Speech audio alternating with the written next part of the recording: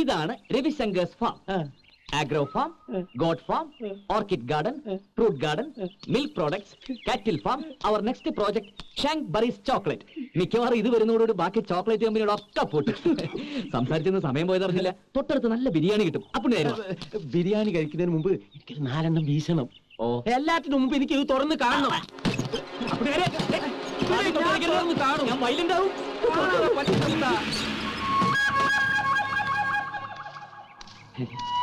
ആഹാ, beautiful. വെറും 3 വർഷം കൊണ്ട് ഇതൊക്കെ എങ്ങനെ ഉണ്ടാക്കി എടുത്ത് എന്റെ കൂട്ടാ. ശവത്തേല് ബ്ലേഡ് വെച്ച് കീറില്ല എന്റെ നായരെ. നാട്ടിൽ എനിക്കൊരു പേരുണ്ട്, CID അപ്പുണ്ണീന്ന്.